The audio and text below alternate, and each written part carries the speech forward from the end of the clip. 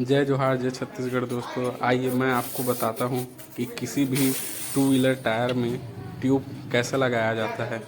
इस प्रकार पहले ट्यूब के वाल को खोल लेते हैं, फिर पैरों से उसको पिचका लेते हैं और दो लीवर लेते हैं। लीवर की सहायता से टायर को बारी बारी से खोलते हैं, एक के बाद एक पैर में दबाते हुए खोलते हैं उसको। ध्यान से कहीं ट्यूब में कट ना लग जाए, इस प्रकार खोलते हैं। वीडियो में भले ही तेज़ दिखाई दे रहा है, लेकिन हम इसको आराम से खोलते हैं ताकि ट्यूब कट ना जाए। अब ट्यूब में वाल को फिर से टाइट करते हैं, फिर उसको काट लेते हैं बराबर से और टायर में उसको लंगोट की तरह चारों तरफ से लगाते हैं ताकि दोबारा पंचर ना हो सके। इसलिए हम ट्यूब को अच्छे से काट के चारों तरफ लगाते हैं। ध्यान से काटते हैं, हाथ न कट जाए, इस तरह। अब उस कटे हुए ट्यूब को टायर के चारों तरफ लगाते हैं। अब ट्यूब को नया ट्यूब को फाड़ लेते हैं।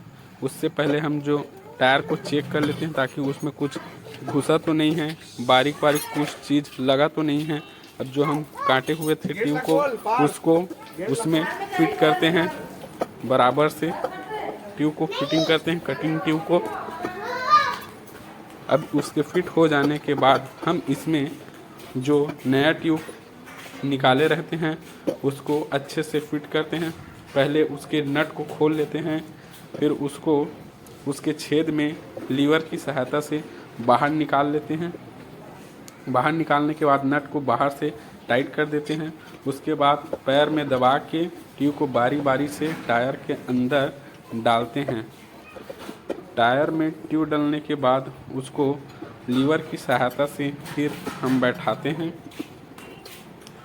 अच्छे से पहले ट्यूब को बैठा लेते हैं, उसके बाद उसको लीवर में बैठाते हैं बारी बारी से।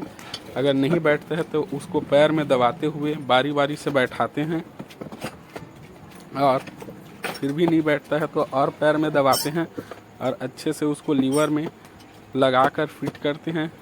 इस प्रकार नलकी को हम देखते हैं कि ट्यूब उस पर चढ़ा तो नहीं है।